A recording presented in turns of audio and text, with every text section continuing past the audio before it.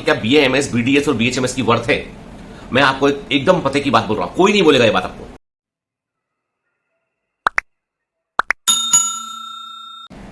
तो बच्चे मुझसे क्वेश्चन कर रहे हैं कि सर मान लीजिए कि हम यदि बीडीएस लेते हैं या बीएएमएस लेते हैं, बीएचएमएस लेते हैं, तो क्या हम सही करेंगे? गलत तो नहीं होगा कुछ ना? बड़े तब उनके मन में बड़ा भारी मन से वो ये बात कह रहे हैं कि सर हमें क्या कोई अल्टरनेटिव कोर्स लेना चाहिए, क्योंकि हम ऑलरेडी 3 अटेम्प्ट दे चुके हैं या हम 4 अटेम्प्ट दे चुके हैं और सर अब तो हिम्मत नहीं है, सर अब मन नहीं कर रहा है, अब मन उदास है सर, है ना? देखो, नंबर 1, यदि आपको जो है वाकई में एमबीबीएस के लिए जाना है तो अभी भी कुछ ही महीने बचे हैं। अब देखो, अभी आपका सितंबर ऑलमोस्ट खत्म आया, मान लेते हैं हम इसको, ठीक है ना? 10 दिन बचे हैं। अक्टूबर, नवंबर, दिसंबर, जनवरी, फरवरी, मार्च, अप्रैल, मई, जून में एग्जाम होगा इस बार। 8 महीना है। 8 महीने बाद फिर एग्जाम निकाल सकते हैं हम, ठीक है? ये महीने देखे तो देखो सब वक्त तो निकल ही रहा है बेटा ना। 8 महीने बाद फिर से हम एग्जाम दे सकते हैं, ठीक है ना? और यदि मान लो मन नहीं है हमारा, देखो हमेशा एक बात याद रखो बेटा, है ना? क्या है कि कोई भी काम को हम अपने दिमाग पर फोर्सफुल करके करेंगे ना, हमारे दिमाग पर बोझ रहेगा वो काम, तो बोझा होता है, बोझा तो बोझा होता है, उसको ढोवाना मुश्किल होता है। कोई भी मंजिल या लक्ष्य हम तभी पा सकते हैं जब हम उस लक्ष्य से प्रेम करते हो, ठीक है? यदि प्रेम में डिटेचमेंट हुआ ना तो फिर नहीं हो पाएगा। जैसे होता है ना कि हम जब हम किसी से अफेक्शन में होते हैं, प्रेम में होते हैं, तो सारी बातें, सारा बोझा, सारे सब कुछ कर देते हैं, जो बोला जाता है वो कर देते हैं। लेकिन जिससे प्रेम ना हो तो उसका साधारण काम भी नहीं करते हैं, है ना? इसीलिए यदि आपको अपने गोल से प्रेम है और आपको लगता है कि 8 महीना आप और बर्दाश्त कर सकते हैं इस पढ़ाई को, तो पढ़ लीजिए। जरूरी नहीं कि मुझसे ही पढ़े, कहीं भी पढ़िए, ठीक है? कहीं भी पढ़िए, मेरे पास पढ़िए, कहीं पढ़िए, ऑफलाइन पढ़िए, ऑनलाइन पढ़िए, पर पढ़िए, ठीक है? ताकि एग्जाम निकले आपका। दूसरी बात, यदि मन नहीं लग रहा है तो मन मार के कोई काम नहीं करना। अब आप बोलोगे सर अब आप ये बताओ, मुद्दे की बात बताओ कि क्या बीएएमएस, बीडीएस और बीएचएमएस की वर्थ है? मैं आपको एकदम पते की बात बोल रहा हूं, कोई नहीं बोलेगा ये बात आपको, सब गोल गोल बातें करेंगे। मैं एकदम पते की बात बोल रहा हूं, किसी भी डिग्री का, किसी भी कॉलेज का कोई महत्व नहीं है, कोई सिग्निफिकेंट बहुत बड़ा अचीवमेंट नहीं है कि साहब तुमने ये कर दिया तो तुम्हारे आगे लोगों ने लाल कारपेट बिछा दिए, नहीं, कुछ नहीं है। भविष्य व्यक्ति का होता है, उसके व्यक्तित्व का होता है। आप बोलोगे सर ये तो ऐसी हाइपोथेटिकल बातें हैं।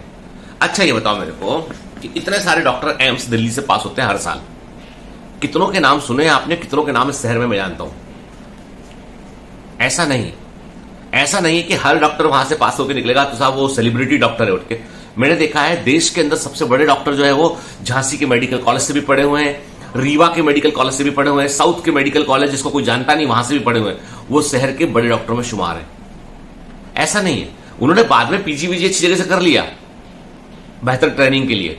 लेकिन मुद्दा यह है कि एक तो कॉलेज को लेकर दिमाग से बारिश निकाल दीजिए कि आप इंजीनियरिंग में बहुत फर्क पड़ता है। यदि आईआईटी मुंबई में है आप और कंप्यूटर साइंस में है तो कहानी अलग होगी, आईआईटी कानपुर में है, आईआईटी खड़गपुर में है तो कहानी अलग होगी, एमएनआईटी में है तो कहानी अलग होगी, क्योंकि वहां पे कॉलेज डिपेंडेंट, कैंपस ड्रिवन चीजें होती हैं। वहां पर मेडिकल कॉलेज में कैंपसेस नहीं आते हैं।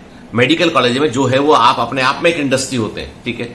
और वो आपको आपके अपने ऊपर निर्भर करता है। मेरे कई दोस्त मेरे साथ भोपाल जीएमसी के अंदर पढ़े हुए, और वो मेरा एक दोस्त है आलोक सिलोदिया, वो अमेरिका में बड़ा नेफ्रोलॉजिस्ट है, पॉपुलर डॉक्टर है, वो किडनी का डॉक्टर है, वो जीएमसी भोपाल से पढ़ा है, पीजी किया उसने, वहां से एमडी किया, फिर डीएम, फिर फॉरेन चले गए, वहां पे उसने फेलोशिप वगैरह जो भी कोर्स था वो किया उसने वहां पे। मतलब तो भविष्य व्यक्ति का होता है, किसी कॉलेज का से आपका भविष्य कभी तय नहीं हो सकता है, किसी डिग्री से तय नहीं हो सकता है। बीडीएस की बात करते चलो, बीडीएस में बता रहा हूं मैं कि अभी मैं 3 दिन पहले मैं डेंटिस्ट के पास गया था, थोड़ा तकलीफ था मुझे सेंसिटिविटी का, दांत में काफी दर्द था, तो मैं गया, देखा, उन्होंने चेक किया, उन्होंने बोला कि नहीं सब कैविटी वैविटी तो कुछ नहीं, इसमें सेंसिटिविटी थोड़ी बढ़ गई है, तो हम एक लेयरिंग कर देते हैं, इसमें टीथ क्लीन किया, लेयरिंग किया उन्होंने, है ना? बहुत ही टेक्निकल काम। और उस दौरान जब मैं वहां पे प्रोसीजर करवा रहा था ना, तो और भी पेशेंट वहां आ रहे थे जिनका बहुत कॉम्प्लिकेटेड प्रोसीजर था, रूट कैनाल करना, ये करना, वो करना, तमाम चीजें कि भाई ये हो गया तो इसको ये ठीक करना। तो वो काम कुछ लोग सोचते हैं डेंटिस्ट, अरे भैया कभी जाके देखो मुंह खोलने में, वो जब करते हैं प्रोसीजर तो आधा 15-20 मिनट मुंह खोलने में अपनी तकलीफ होने लगती है अपने को। वो कितने स्किल्ड वे में कर रहे होते हैं कि मुंह में पानी ना जाए, सक्शन कर रहे होते हैं, आपकी वो तमाम चीजें जो मशीनें हैं वो यूज कर रहे होते हैं। टेक्निकल काम है, लेमैन को नहीं पकड़ा सकते आप काम, इंजरी हो जाएगा मुंह के अंदर पूरा। इतना भव्य क्लिनिक डॉक्टर साहब का, इतना मान सम्मान उनका, इतने बड़े डॉक्टर साहब कि जब हम लोग बाहर निकले तो वहां पे कोई मध्य प्रदेश के एक मिनिस्टर, मैं नाम नहीं लूंगा, मिनिस्टर बड़े पावरफुल मिनिस्टर है, ये अपने मध्य प्रदेश के अंदर ये कौन सा एरिया है, बुंदेलखंड का एरिया, वहां के वो मिनिस्टर साहब के पास एक तो गनमैन था, वो भी अंदर बैठा हुआ था क्लिनिक में वेटिंग लॉन्ज में, वो बैठे हुए थे 3 घंटे, वो बैठे रहे मंत्री जी, मध्य प्रदेश के कैबिनेट मिनिस्टर 3 घंटे बैठे रहे कि मेरा नंबर आएगा, डॉक्टर साहब मुझे देखेंगे। ऐसे भी डेंटिस्ट होते हैं। तुम हमेशा जो है कभी भी अपने प्रोफेशन के बारे में सोचो ना, तो बॉटम वाले आदमी को क्यों देखते हो तुम, टॉप वाले को क्यों नहीं देखते तुम? वो भी तो पहुंचा होगा कुछ करके, उसने भी तो कुछ किया होगा ना। हमेशा अपने आप को कंपेयर करते हैं हम कि अरे साहब उसने डेंटिस्ट किया, उसका कुछ नहीं हो रहा, उसकी तो शादी हो गई, अब तो घर में काम करना पड़ रहा है उसको, ऐसा है वो डिग्री डेंटिस्ट की।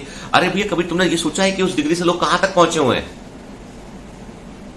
मतलब भविष्य तो सिर्फ आदमी का है, व्यक्ति का है, व्यक्तित्व का है। तुम अपनी पर्सनालिटी को इंप्रूव करो।